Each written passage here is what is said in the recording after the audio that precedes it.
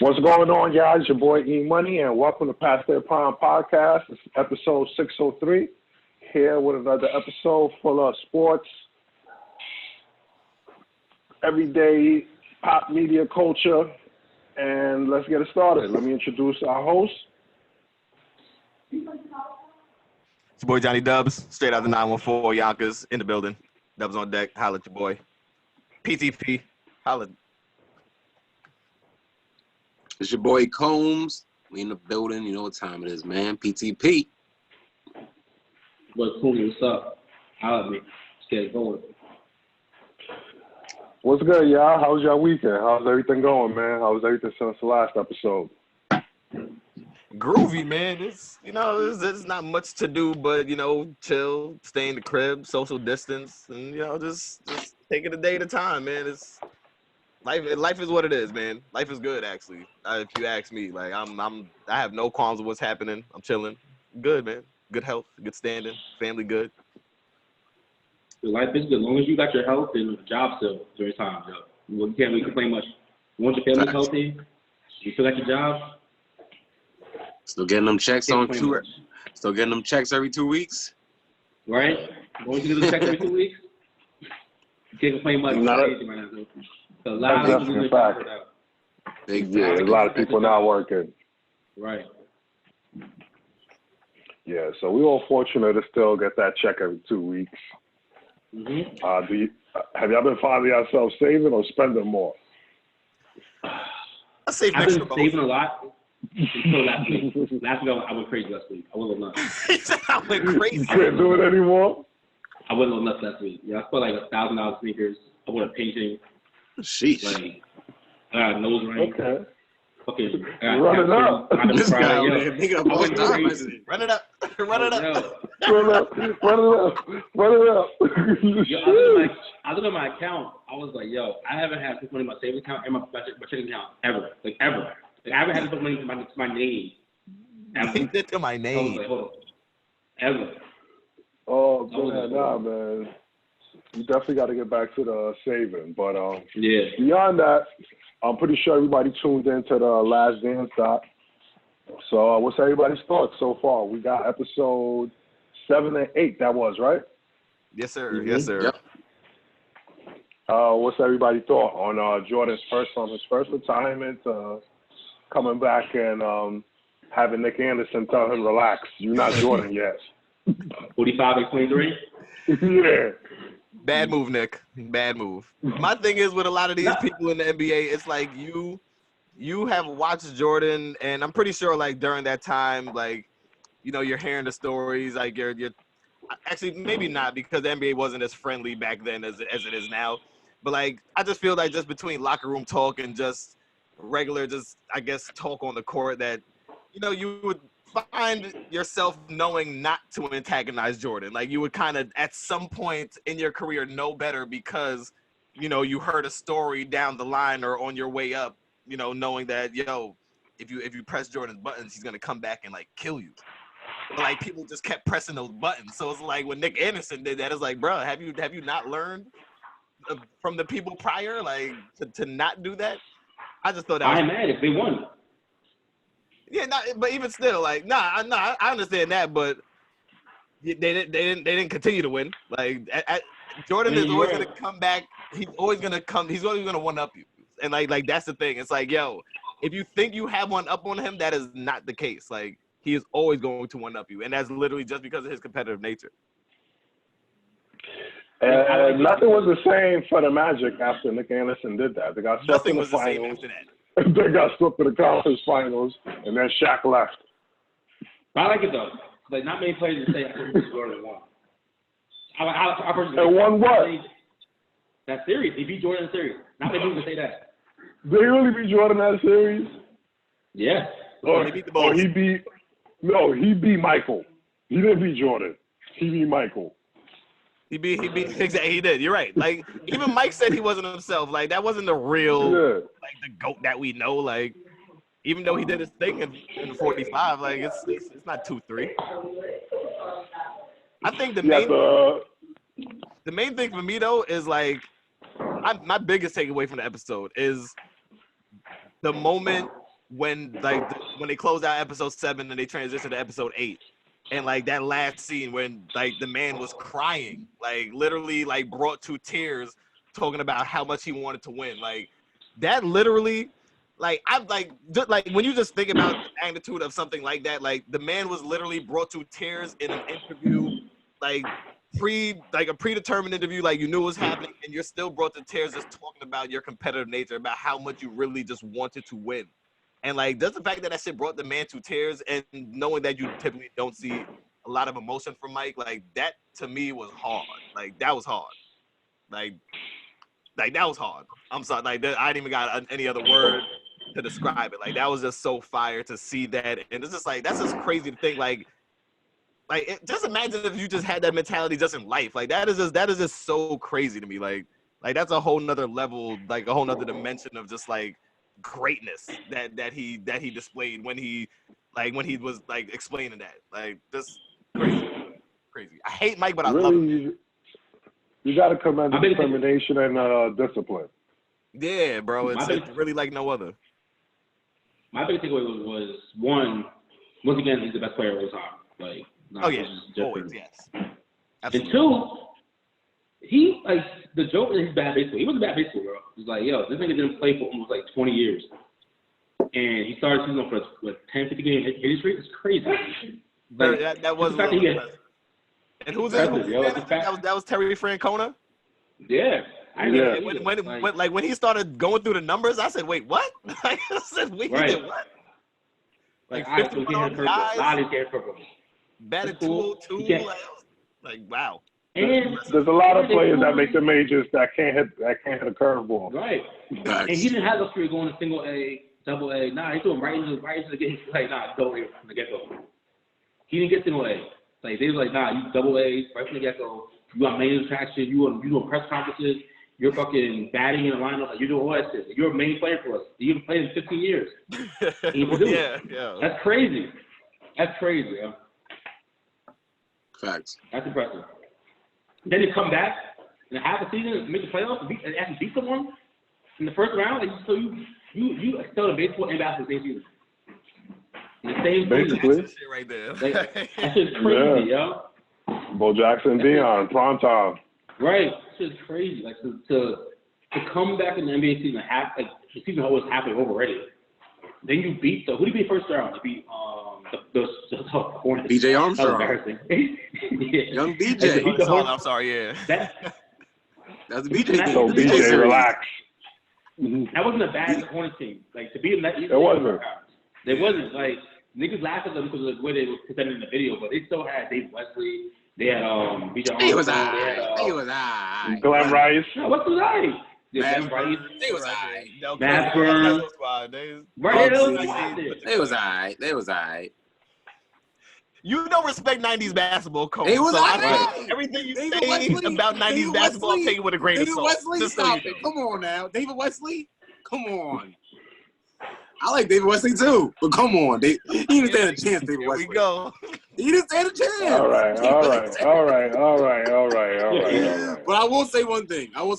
For your boy, Nick Anderson, I'm not mad at him making that statement because he did have a 22-year-old Shaq. He's thinking, like, all right, I got Shaq, Penny. They thought they probably like next team in the future, probably. True. They're definitely supposed to be. Like, and then they beat the Bulls the first year. Mm-hmm. I mean, I'm not mad at him making that statement, 45-8-23. I mean, he probably looked at it like, we got Shaq, Penny, myself, Dennis Scott, Horace Graham. We got a solid team over here.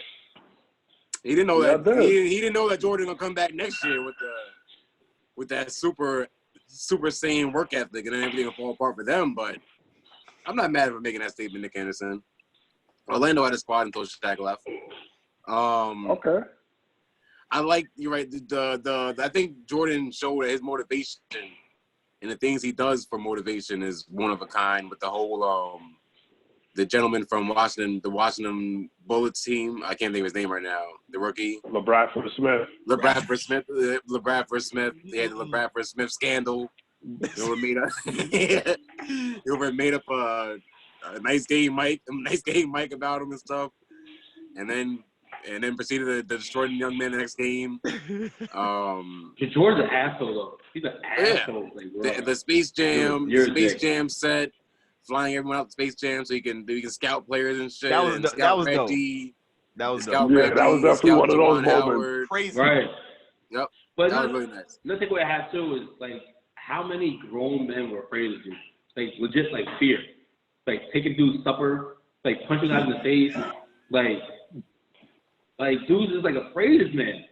I don't think they were afraid necessarily. Like I think they understood. Like I think they knew that his intentions were good, and like it's like you know his intentions, and as much as you disagree with them, like the methods, like they're proven to work. Like they're proven methods that work. Like he wins with this method. So it's like You stop real quick. Go ahead. What man taking your supper? You're not afraid of your supper. Horace Grant wasn't afraid. Like, Horace Grant probably would have. Right. I don't think Horace Grant appreciated it. Like, but Horace Grant, you see Horace Grant's like stance. Like he's a real diplomat in his approach. Like he's not gonna just haul off on you and go buck wild. Like he's like, yo. But your dinner though? Like, your dinner? It's unprecedented. It's a crazy idea. I know, but like really, it's unthought of. Like, cause you just think about it from a perspective. Like I'm not having a grown man tell me I can't eat. Like that's not my father. Like a grown man is not my father. Tell me I can't eat. Like that doesn't make sense. But Scott Burrell, that's the name, right? Scott Burrell. That was his name. Scott Burrell, yeah. But the thing with Jordan that you gotta appreciate is that no matter how you slice it or the delivery that I gave, I never asked anybody to do something I wasn't prepared to do. That's it. Right. That's it. Like right. he literally demanded greatness out of you because he brought greatness to the table every single day. Like so, like his demands were not unwarranted. Like they weren't far-fetched at all. Like at all. You're telling me his whole thing was you're telling me you want to win and I want to win and this is what it takes. That's it. No, you're right. That's it. Like literally as simple as that. Yeah. So everybody didn't appreciate the delivery, but at the same time, I think it built character for the team. I think you need those shaky moments or moments where you don't like each other, so you could be able to transfer that against the opponents.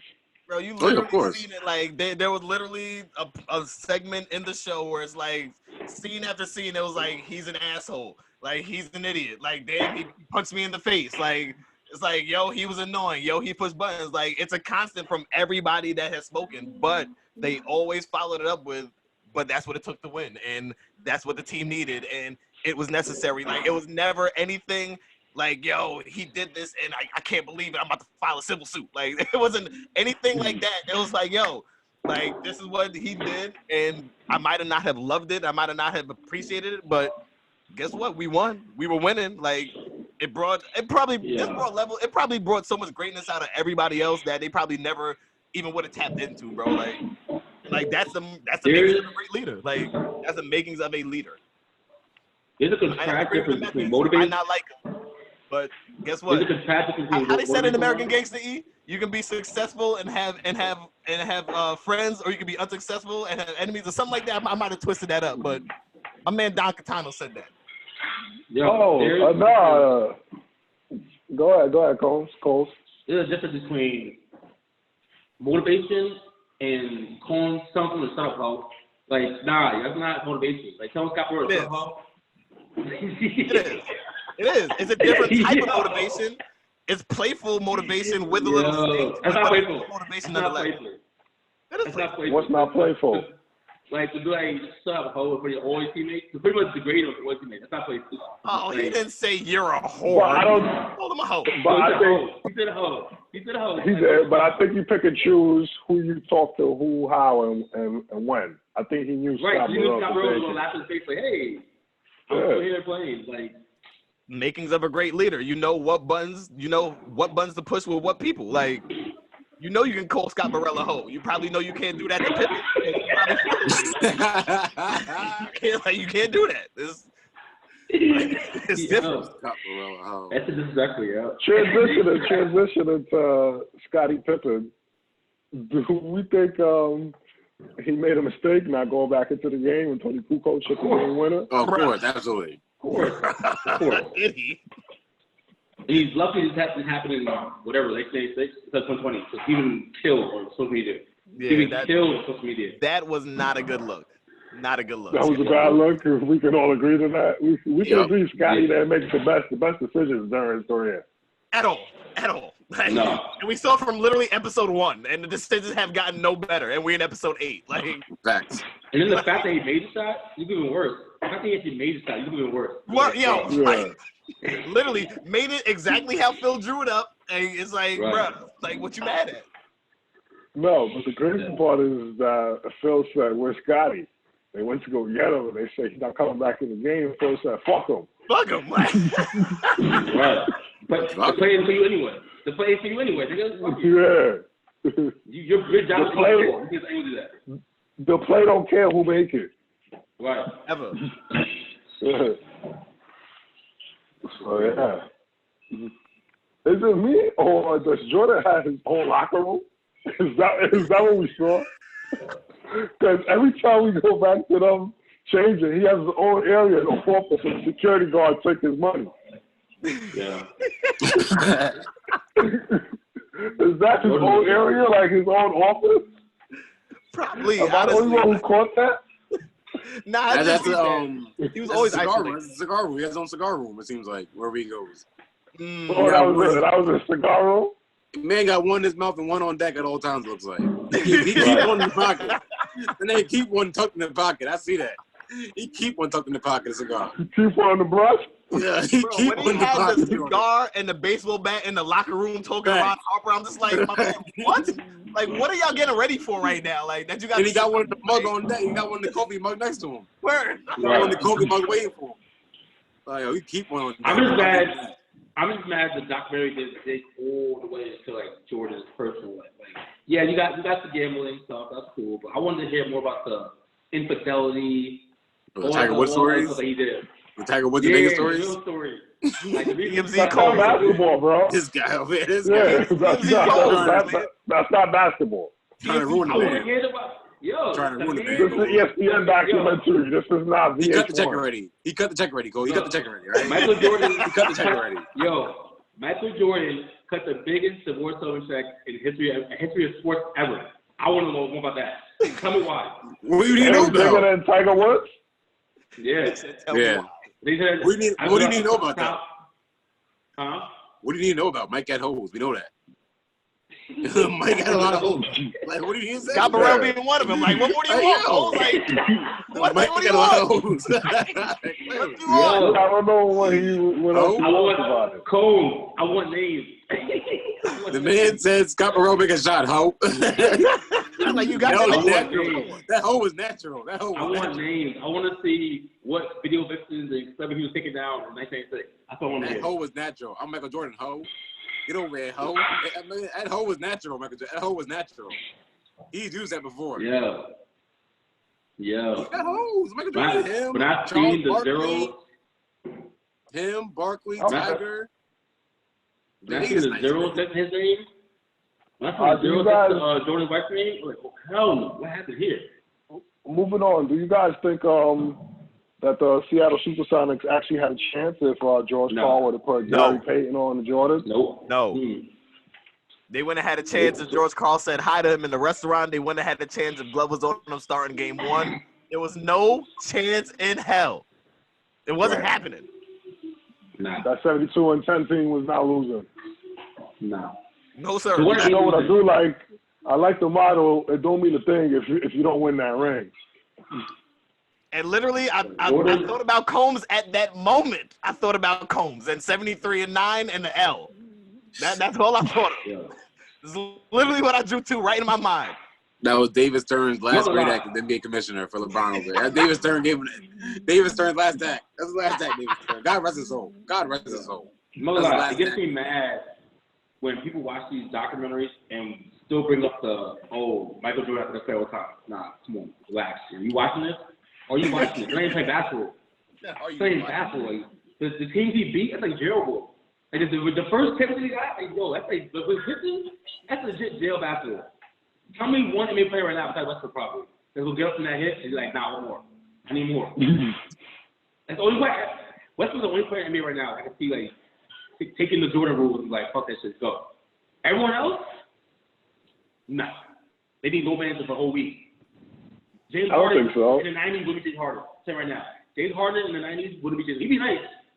But the first time Oakley gave one of the hoes, if I test hit that he gave Harden, you ain't hear one word from Harden. That's a theory. That's that hit.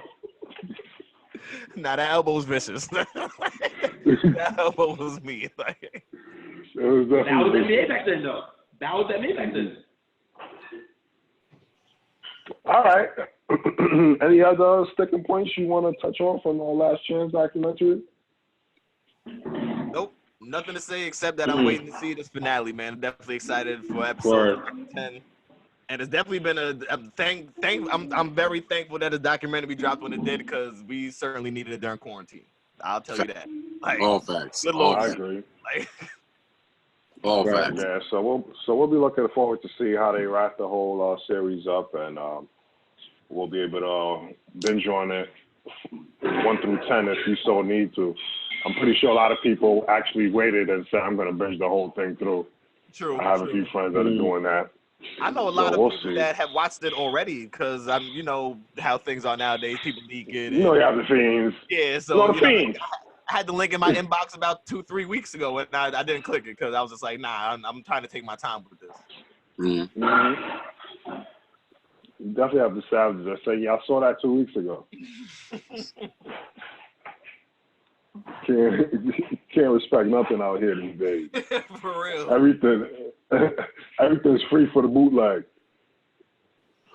But transitioning, let's go over to the NBA real time, and let's talk about our top 10 list that we're going to begin curating beginning this week. So we're going to start with the 4 generals of the leagues. Probably the deepest position we have in today's league right now, the point guard position. So we're going to go into our top 10 point guards. So the 4 of us came together, and based on their careers, also what we've seen this season more so than other seasons, and their slight potential. We're not going to put a lot on potential, and their winning situation. We're going to mix all that in together and make it all big one gumbo. And this is our current top 10 NBA point guards. So we're going to start at number 10 and work our way to number 1. So starting at 10, we were going back and forth, but we have my man out of Peace Up, A-Town Down. Ice. Mr. Trae Young. I think we all agreed on this one. Actually, no. It took a while. It took a while. He got kicked out by the person who put him in there. Like, he got kicked out by the person who put him at 10. I didn't agree. I compromised. Compromise. So who's your honorable mention? Ja Binks. I mean, John Moran. Oh, I don't think he wants to be called Ja Binks. Yeah, I don't know what that I guarantee you, by next year he's on this list. I don't doubt it. I agree with that. Yeah, of course, I agree with that. Yeah, I don't think I don't give us doubt that. But we're talking currently, sir. Yeah. Should be on it right now. I mean, you can talk currently. I should be on it right now, but I'll compromise. He's on the list. No, he didn't make it. He's on the list. Okay. So that's your only honorable mention. Anybody else? Doug Combs, honorable mention? Mine was Jamal Murray. He could have made. Pardon me. He could have made the list, but I preferred the people that we settled on, or let me not say settled, that we decided upon. I think Jamal Murray has reached a. I don't want to say he's maxed out. Nah, I don't say that. He's reached a snag though. Prove it. A little snag in his progression. He reached the prove it stage. You need to see something in the offs. Right. Has he reached a snag, Joe? I mean, is he what he is right now? I don't want to say that, but I think he just hit a little. Like, honestly, like, I look at it kind of like Donovan Mitchell, where it's like I haven't seen much progression from 1 to 2. I know you're good. I know you're like an all-star potential, all-star caliber player, but from what I've seen from year 1 to year 2, it's not that impressive of an improvement. Like it's moderate. Like your team has done a lot better. The people around you have gotten better and have done more. Exactly. But you, the point guard, the general, and all that, the engine, supposedly the engine behind it, like nah, I don't think. Here's the jump from 2 to 3, I think, with Jamal Murray is really good. But the jump from 3 to 4 has been pretty much the same plane. It seems like 18.2 to 18.8 points per game this year. He didn't take that 18 points per game to the next 24 points per game, 23 points per game. He isn't taking that next level to the next tier of point guards, I feel like, or the combo guard that he is, I should say, because Jokic runs a lot of point guard sets. But I think Jamal Murray, he's right there, but he has to take that next step, I think. That next leap, I think he needs to take that next leap right now. Agreed. Okay. So moving on. I think Jamal Murray going to go next time this year. I think he's going to go down the list even further, like the wrong way, the wrong direction. I hope not, but I would not be surprised. All right. So next point guard is we're going to the 6th, defending champ, Kyle Lowry. That's the number 9 point guard right now. OG Kyle. Properly placed on this list. He's a champion. No comment. Yep. No comment. I know Coles probably has more to say on this, but I think, like I said, probably no comment. Being a champion, being a proven, we've seen his career, obviously his ups and downs, especially when it comes to like that first game and playoffs. For some reason, he just doesn't show up and the decompressing and things of that. So people use that against him. But at the end of the day, he's a dog. Like he runs the offense. He's literally shown improvement every single year. And shit, now he's a champion. Like if you ask me, he's a champion now. Like, and it goes to show. Like that's what hard work gets you. Also, you know, Masai and, you know, Kawhi coming through also, that also helps you. But, you know, he did his thing, man. And I think he's deserving of the 9th spot. Has he improved of the year? Or did you add Kawhi Leonard last year? And then did you add fucking Siakam out of nowhere? You added him. But you know what? They didn't fall this year, though. They didn't fall this year. They didn't fall for Clip this year. They still number 2 in the East. That's what I'm saying. Like they were still right there within the East, aside from making those changes. Like and him being at the helm. Like you're not gonna tell me that he didn't have a part to do with that. The ball's in his hands all day. I was going to say Siakam though. I almost said Siakam going from a good player last year to one of the top 15 players in the league this year. No, that's certainly a contributing factor. Like you literally have like the most improved player on your team, like on your squad. Like no one's saying Pascal's not a good player. Yeah, that's definitely not a knock on Pascal. But at the end of the day, somebody still got to feed him the ball. Like somebody still got to get him in the shots to get him in position to get certain shots up. All I know is the man I got ahead of him from playoffs, he's useless. Here we go. That's all I know. Here we go. So if we I won't say useless. Is the man we're about to talk about just got caught in a run next to one of the greatest players of all time. He got caught. He got caught in Steph Curry cycle. He got caught what? He got caught taking a jump shot? He got caught in the Curry cycle. He got caught taking a jump shot because he refuses to take them as if they're illegal. He got caught in the Curry cycle. But we'll get to him. CP3? No, I'm talking about Ben Simmons. Oh, I thought he was at Chris Paul already. Oh, no. Oh. So Ben Simmons is going to first of all, Ben Simmons behind us, first of all. Because you talk about because you talk about everything he does on the court, he's the only one on the court, he's the only one on the list that he's not a scorer. But he's probably going to be defensive player of the year this year. He's not. Who told you that? He was number 1 in the award race when it ended. I'm not buying that one. Using those Draymond stats. No, he's a defender, but no. I'm not. According to Bleacher Report, he was in the lead for the defensive player of the year when the season ended. Look at him use those Draymond stats. He's going to win one. Use those Draymond stats. Use those Draymond stats. Use those Draymond stats. That doesn't do Draymond Green at all. It doesn't do Draymond Green at all. First of all, stats are very similar. Stats are very similar. Look at the numbers. Look at the numbers. Look at the numbers. Basically the same numbers. 16, 8, and 8. I believe he's a candidate. And 2 steals. But, Ben Simmons wins. Ben Simmons wins though. Draymond Green doesn't win by himself.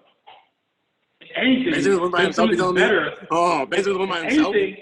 if anything, hold on. If anything, Ben Simmons' numbers will get better when. All right, let's get back to the point guards though. Before y'all two go off crazy. Ooh, gotta love that mute feature.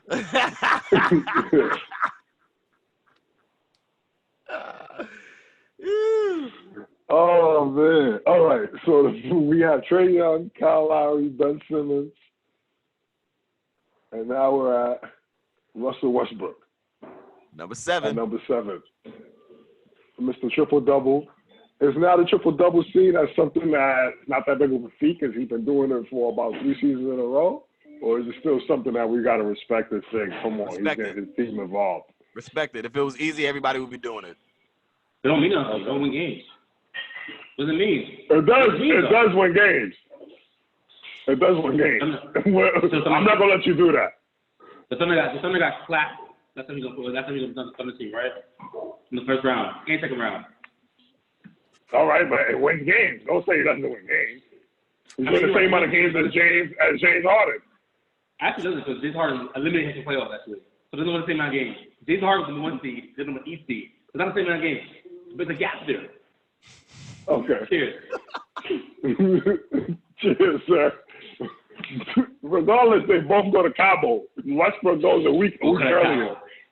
I'll say one thing. I think this would have been Westbrook's biggest. I think this would have been Westbrook's and Harden's biggest year. I feel like because I gave him a real chance. I gave him a real chance to play this year. A real chance. Against who? Against anyone in the West right now. I gave them a real chance in the playoffs. Yeah. So you're not going to tell me. And you only did, but say why you gave them that chance. Like, just be clear. The Warriors being out this year. Okay. And their backcourt, Westbrook and Harden, is dynamic. It's a dynamic backcourt. They should be the best playoff backcourt in the Western Conference.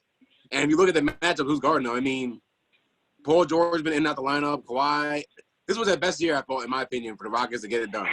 And this was Westbrook's biggest year, too. But you're right. Legit. Huh? They started center legit like 212. All right. Who's he going to? What are you talking about? Who's he guarding? Hold on. No. We're not doing that. Pick and pop PJ's your man. Right. Yo. We're not doing that. That is your boy. We're not doing that. That's my We're guy. not doing that. But okay, it doesn't mean your guy, like, oh, fucking Nav's my guy. He's the best rapper all the time? No, of course not. I can decide. If Pick and Pop BJ is better than Carmelo Anthony, he needs to be able to handle it being starting center. He can't guard JaVale McGee? He can't guard JaVale? Come on. He can't guard AD. He can't guard him. But nobody guard him. But no, it's he not can't about guard Montrell. He can't guard Montrell Harrell. He can't guard Jokic. He can't guard who else is in the Western starting 5? Shit, Rudy, go back in business. Rudy might fucking box him out, dump him quick. And that's why I said this was the biggest year for Westbrook and Harden, I thought, because they could have done some real damage in the playoffs, I think. I think they would have gave teams real problems in the playoffs. Westbrook and Harden. Okay. But right now they're at 7. Westbrook, he at 7. But I think in the playoffs, Harden and Westbrook as a combo would have been problems for a lot of teams. Same team that always. I've been saying the same team that always have problems. Utah, the Thunder, fucking. I guess maybe Portland, maybe because I mean, honestly, what's the name? If Jokic came back to Portland, not because what's his other guy's name? Nurkic. He came back. If Portland was fully healthy, I might be help Portland with him.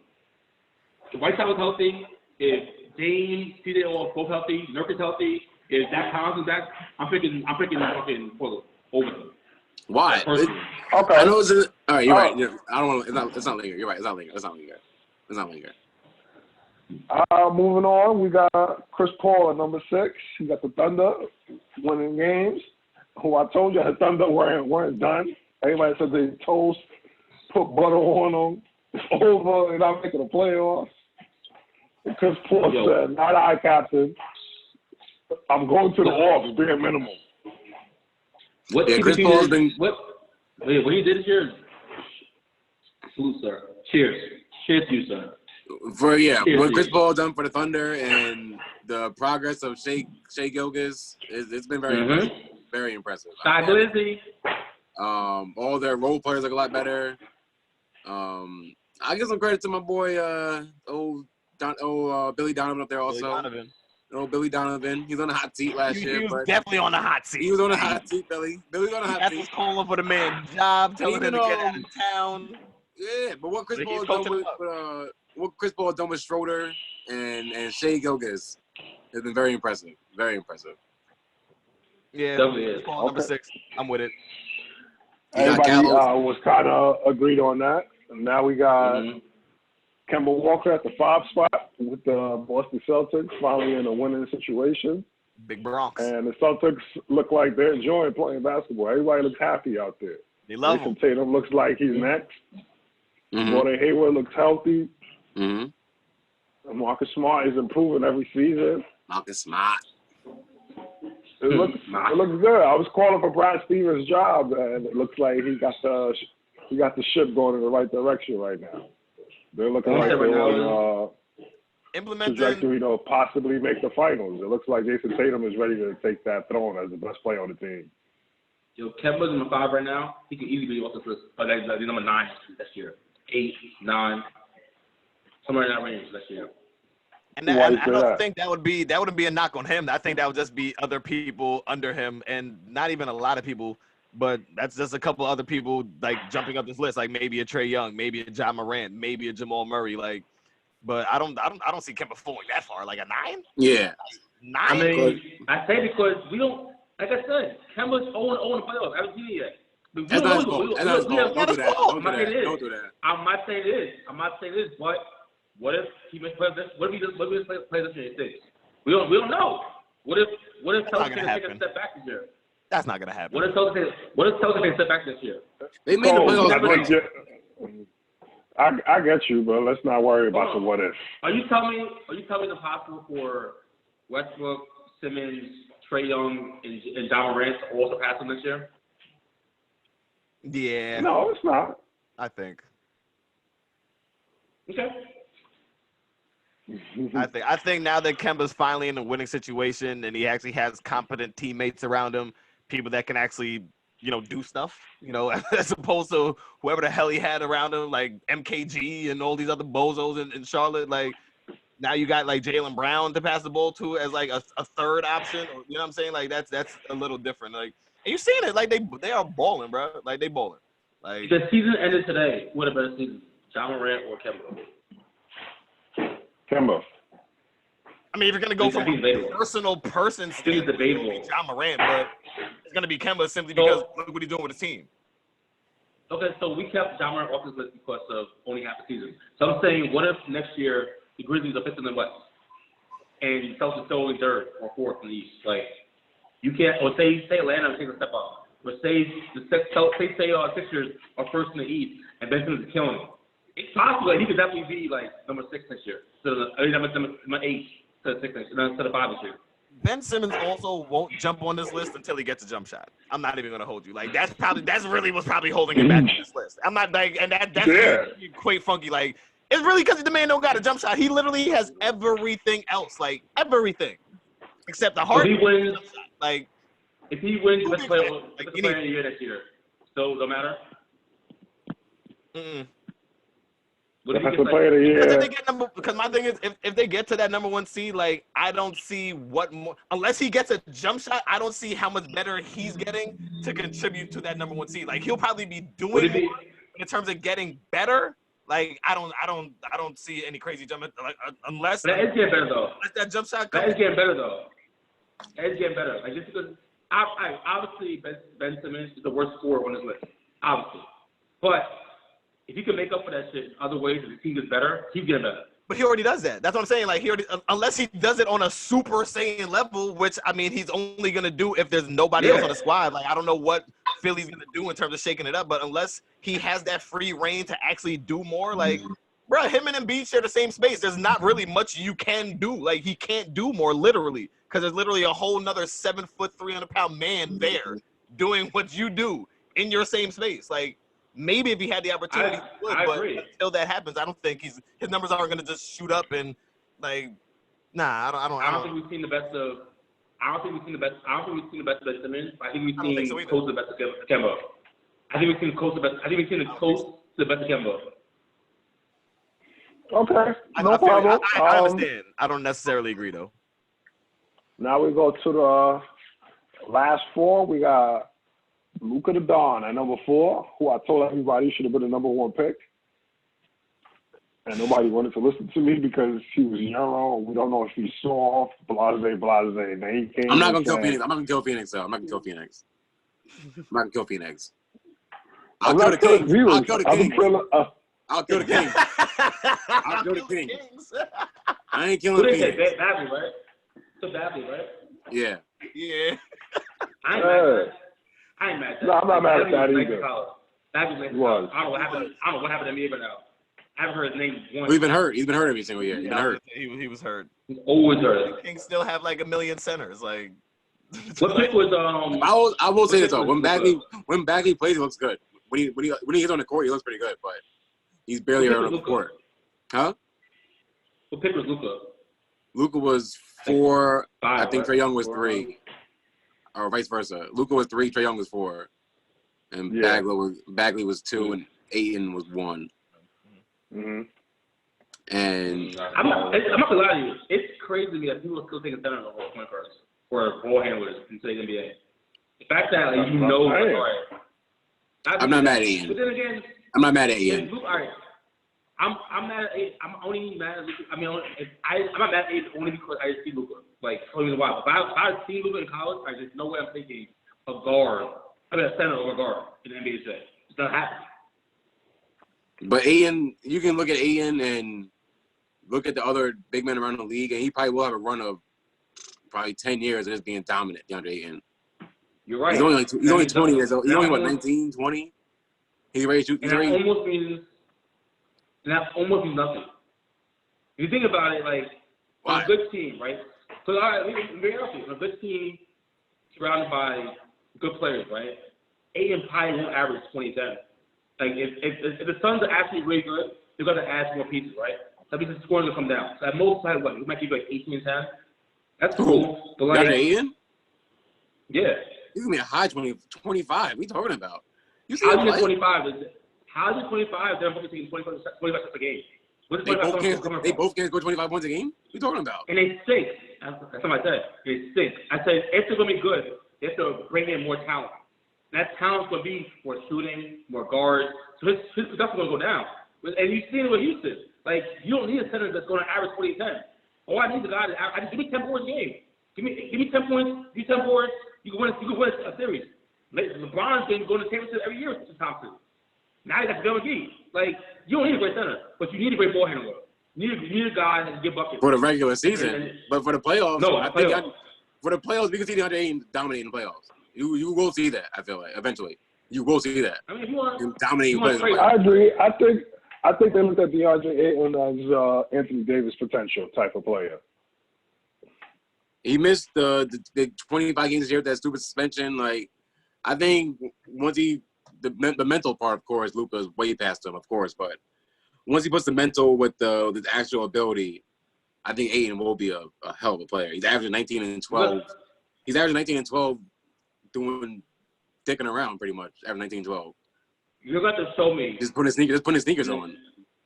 In the foreseeable future, you're going to show me. You're going to show me the center that's more important than the guard nowadays. You're going to show me the center that's more important than the guy with the ball in his hand.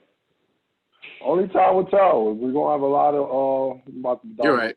Next 10 years to see who has a better career between. We will. I think it's going to be very close. I think it'll be very close. God, I think DeAndre Ayton's a superior talent. I think it'll be very close. He is. You know, my last point. Ayton's a good talent, and the Suns still stink. Luka came in the game, and he immediately made Mavericks better. Immediately. That's DeAndre Ayton's fault. The ball in his hand. We're going to court. No. Not his fault. Luka on the court. No, time out. Luka is a championship-winning coach. All right, let's not act like he's running a Mickey Mouse operation. Carl is a championship coach. Mark Cuban's a championship owner. What are you talking about here? Isn't Donnie Nelson? Isn't Johnny Nelson up in there, Johnny Nelson? He got a legit. No talk about. He got a legit factory in Dallas Mavericks. No talk about. The game's on the line. The game's on the line. How many step back 2 points you want to watch Luka hit? Now in translation to the Suns. Hold on. The game. Not to cut you off, but when the game was on the line, we saw Luka defer. You also saw a lot of game shots too. So a lot of shots he made. Tough ass shot. Okay. Now vice versa. How many times is the game on the line and Booker's going, you know what? We're going to put an 8 right now. We're going to shot. Let's go, you know what? It's cool. Let's do a playoff. No, we need a hook shot. We need. Like, how that happen? It's not happening. Honestly, I've heard more from Kelly Oubre last 2 years than the Ian. Like, I'm just Kelly saying, like, the Oubre. ball's in their hands more. The ball's in their hands more. That's the problem. That's the problem. The ball's in Tsunami Poppy's hand in the first place. That's the problem. Tsunami Poppy. Get out of there. Get out of there. Bringing up Kelly Oubre. Unfortunately for Aiden. Oubre nice. That's my son. He's gotten a lot better. He's gotten a lot better. Unfortunately for Aiden, they're going to say he does people shot in the NBA today. I respect that. Now we at the last three. We got Kyrie Irving. Talking about Luka. I'm not even gonna hold you. Yeah. Segment. Yeah, we have to get into depth, because there might be some people out there that say, Luka Doncic, how? Dallas ain't even make the playoffs. He just got here. So, we got to give them the They was in the off this year, Luka, the Mavericks. Yeah. They're number 7 seed. They certainly will be making the playoffs once this quarantine is over and the NBA figures out how to do this. The latest I'm hearing is 2 locations where all the teams play and plays Orlando and Vegas. Yeah, and players would get their temperature checked whenever they go to a practice facility. So it still remains to be seen what they're going to do with that. But moving on, we got Kyrie Irving, the Brooklyn Nets, number 3. Not a defending champ per se, but he's a champ. He also has his own iconic shot over Steph Curry. Mm-hmm. He beat the 73-9 team to give Cleveland Cavaliers the first championship, and then decided that he needed to go spread his wings. We saw his first stop in Boston, then end the best way. He told us he was a genius, and then lost to the Bucks. It wasn't that bad though. He wasn't Giannis. No, I'm sorry, it was bad. It wasn't that bad. They beat the Pacers. They beat the Pacers in Oladipo, who's hurt. He got Charles Oakley Scott Hillman smash. So he got Charles Oakley Scott Hillman smash. Because in one game they got the what? So now he's taking his act to Brooklyn with Kevin Durant. He's having kind of a monster year when he first came back from injury, and then the shoulder kept giving him issues, and then decided to shut it down. Regular. And that's also fired their coach. So they're looking to move in a whole new direction with the new roster, and hopefully a fresh new coach to lead that team into the next championship run. Rumors are that it's Tyronn Lue looking to become the coach. So we'll see if that's something that the Nets and Sean Marks are willing to do. I think Kyrie was pretty constant. We all agreed on that. What was that, Coles? I took Kyrie to be back in that top 2. I think that's a better Steph Curry. Steph Curry doesn't come back to Curry, but I expect Kyrie to be back in that top. I mean, he might. If the Nets win champion next year, is Kyrie in the top 1 discussion? Probably not so, right? For sure. Possibly. For sure. Possibly. For sure. You know what it is? I need to see the fashion in which he would win this chip. Like, No. First of all, if the Nets win the chip, it means Kyrie Irving went stupid. I mean, let's not. I understand that, but it would also mean the madness. But it would also mean Durant went stupid. Because my thing Sure, would also mean of course. what it would really mean is that Durant was the 1A and Kyrie was the 1B. So again, for me, he would not jump any list because you're playing the Robin role yet again. Like, so yes, you're gonna put up your numbers, but it's always gonna be because you had your man's there. Like, you had somebody really like carrying the shot. Bro, how many times I gotta tell y'all Kyrie cannot carry a team? Like, literally, physically and metaphorically, he cannot carry a team. Like, he's literally a broken person. Like, he's always hurt. and he literally does not have the leadership mentality. So he needs that 1A person there.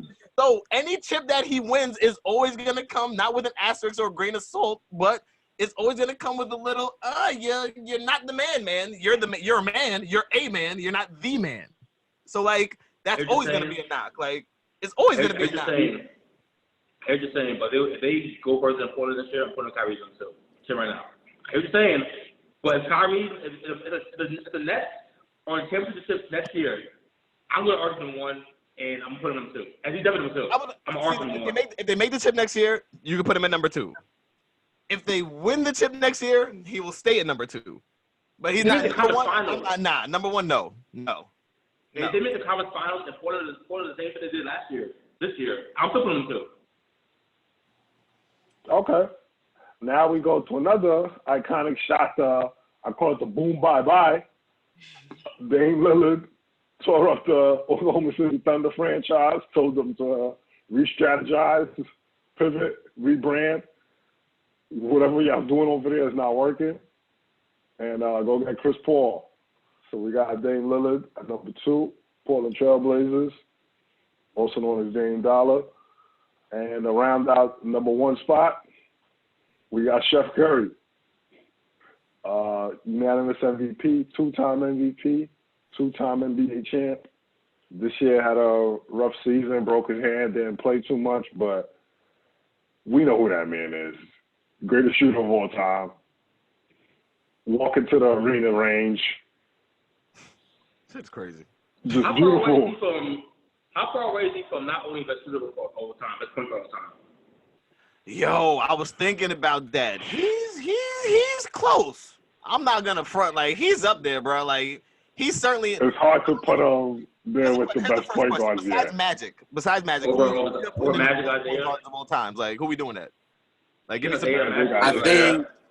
I think for Steph Curry, it's gonna be tough because he doesn't play point guard. One was compared to other guys, compared to Isaiah Thomas and Magic, he doesn't play point guard the way they play point guard, I guess. But he plays it. But he is the point guard. He is the point guard. But he's more like a shooting guard, I guess. In the grand scheme of how many rings Magic got? Huh? Was it 5? I think it's 5 Magic. I think it's 5. Can't catch him. And Magic was that. I'm not gonna say he can't. But Magic, but Magic one of the best passes of all time. People, Magic's the best passer of all time. People say Magic. So Curry's like 30 now, right? Or is it older than that? But we're talking about point guard. We're talking about point guard. How old is Curry right now? 30, I think. 31, 30. 30. So he has to win what? 3 more chips the next like but 5 years. If you take the definition of point guard being the team general, the coach on the court, the guy that gets everyone involved, the floor leader, that isn't really Steph. Yeah, I was gonna say that. Yeah, that is a quintessential point guard that you're naming. But at the same, like, he revolutionized that whole position. So, like, he's literally the new standard of what a point guard is. And you see it. Like, everybody that's on this list is, like, a very dynamic just basketball player. Oh, of course. Right. Put at a 1, 2, or even a 3, depending on their height. But, like he revolutionized it where, like, the point guard can also play off ball. Like, they don't have to bring the ball up, and they can pick and choose their spots and still run the offense and be the focal part of the offense. Like he showed. I agree. Do it. Him, I Dame, agree. Kyrie, Kemba, like, they do it. And I agree. I do think that the Kyrie, of course, benefited when LeBron was the de facto point guard guy. I think Dame would benefit also with someone else was a ball handler and could set him up for shots too. But you're right. Steph Curry did change. He did blend the whole combo guard, scoring guard title. He blended all that together pretty much. And the scoring point guard is a real thing now. You're right. I think he's top 5. I don't think he's best point guard ever. I don't know if he's able, for me personally, going to be able to pass Magic and possibly Isaiah too. Is that simply because of his passing ability and his floor general ability? Is that what that? That contingent? I just seen him do a whole lot more and get to the promised land, no problem from the get. Like, he came into the league and said, "Yo, this is what we doing." Immediately, there wasn't no question. Isaiah got 2, back to back. Back to back. Yeah. I mean, I might have him like right below this too. Like, I might have him right below either ahead of Isaiah or right below Isaiah. I can't think anyone above him though. Like, only one I can even think about, I guess, is John Stockton. I got him for John Stockton. John Stockton, I got him there too, but he got Stockton. 2 and Stockton got 0, so it's kind of like. I was gonna say Tough got 3. I'm getting a glazed donut. 3. Sorry. They got 3. He got 3. They got 3, yeah. So it's kind of hard, but if somebody was to argue it, I'm not mad. Stockton's another one. Came in and said, yo. Because if you want to argue that Steph isn't running the offense, you can make that argument. He runs screens and runs baselines, Steph Curry. He runs the screens and runs baselines. He's not really running the offense. Steph got 3 now. Right. 2 more. I think I might have my best player all time. If you want to put Stockton and all the guys above him, I'm not mad at it. I think that's another list for another day. Top 10 point guards of all time. Facts. We can do that. We can argue that about on a different night. But definitely be on the lookout. We're going to make a blog post with these top 10 point guards, something for you guys to look at and read through, show you how we got to this criteria and how we listed them in this particular order. So definitely be on the lookout for that. Also be on the lookout on the YouTube. We'll also be dropping different content. As top of our episodes, we'll also have our past and prime candidates always listed on our YouTube. So moving on to the part of the show that everyone always is waiting for, our past and prime candidates. Gentlemen, who do you have? Make this real quick.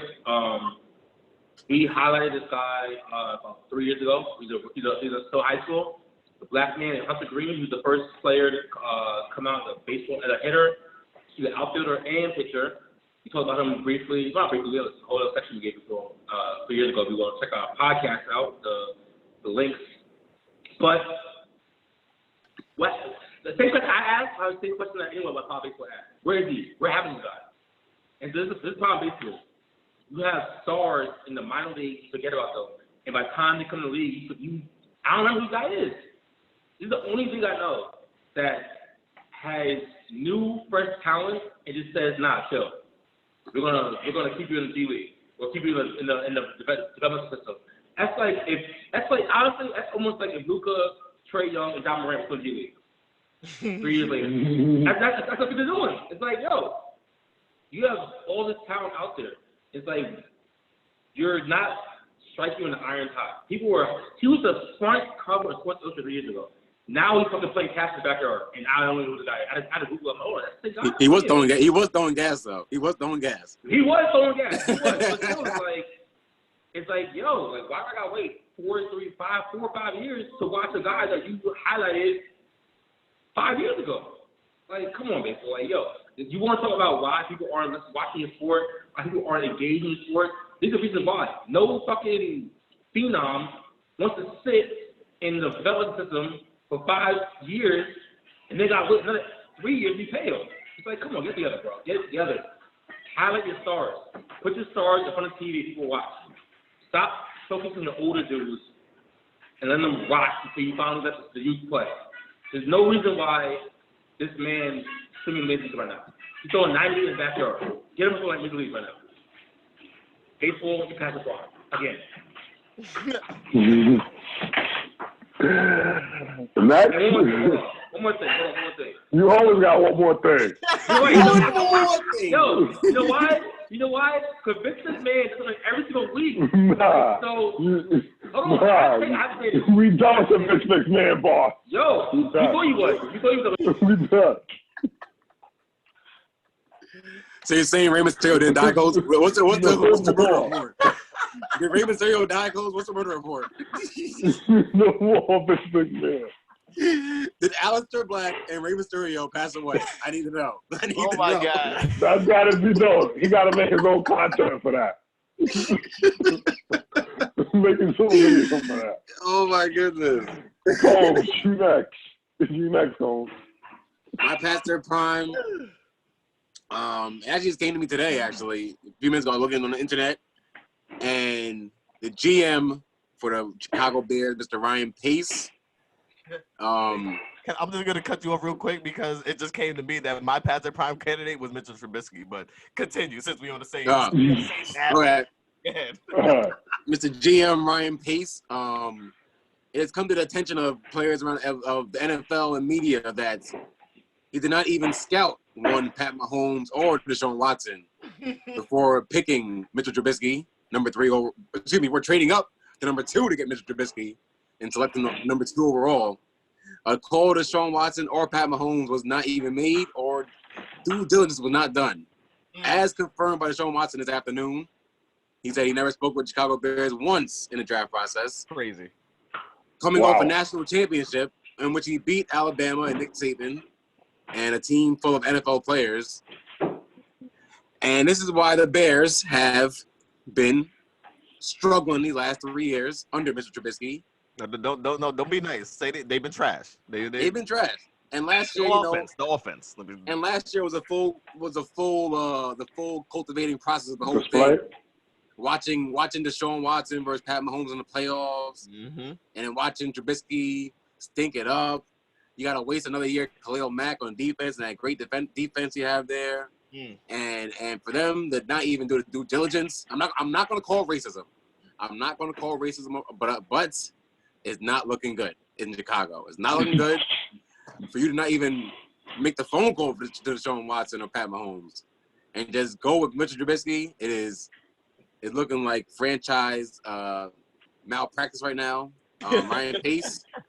I'll tell you right now, Nick Foles, he might save a job. You saw last year with the Tampa Bay GM, Mr. Licht, Jason Licht. He was on his way out the door until he sagged Tom Brady. So we'll see if Ryan Pace and Nick Foles could save his job this year, but it is not looking good for the man in Chicago. Yeah, right. I'll sit here. I'll just go right in and piggyback right over Combs. Like, not only did the man, Mr. Trubisky, like first things first. I'll speak on the racial undertone. The damn straight there was some racial undertone of them not reaching out to Pat Mahomes or Deshaun Watson. let's be quite frank. Like, I'll call it out right now. Like, certainly some racial undertone. Like, bruh. And the full culmination of that, like you said, was them watching both of them in the offs this year. Like. So, yeah, that's that. And then just Mitchell Trubisky, like, just the fact that they declined his option this year, his 5th year. Like, they brought in BDN, Coles' boy. Like, he didn't even have a great season. Like, mind you, like, he was hurt. BDN. Like, Gardner Minshew. He lost his job at Gardner Minshew. Yeah, you know what I'm saying? Like, and they shipped him out of town. So, like, the fact that you are kind of in a QB competition with somebody who's, I guess, somewhat on the decline or he's at that journeyman portion of his career. Yep. Like, he's there, Nick Foles. Like, definitely. That is not speaking any type of positivity or volumes on what you have done or what you have brought to the league or the Bears. You stink.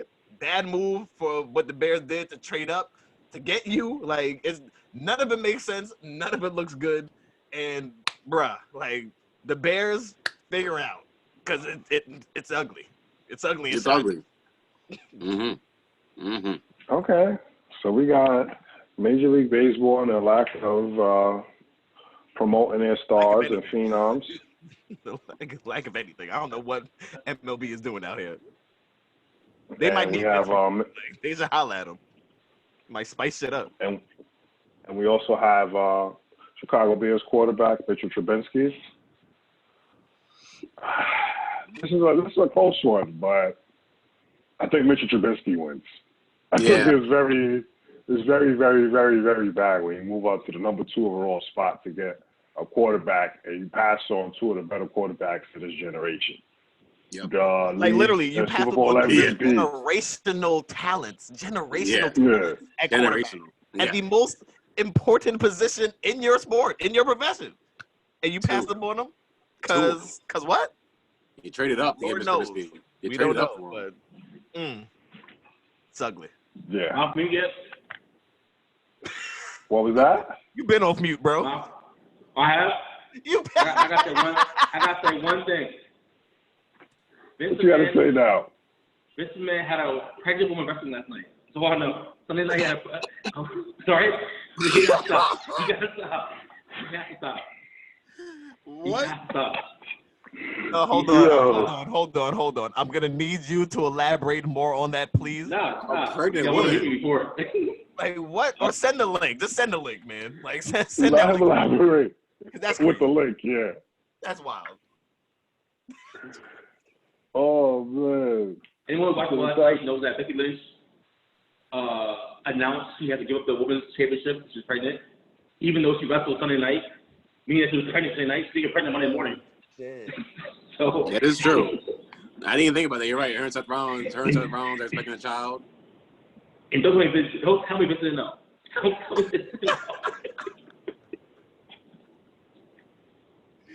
Oh my goodness. Only Vince, man. He said Serena played when she was pregnant. Serena played when she was pregnant. Why can't Becky Lynch? She was going to Play tennis.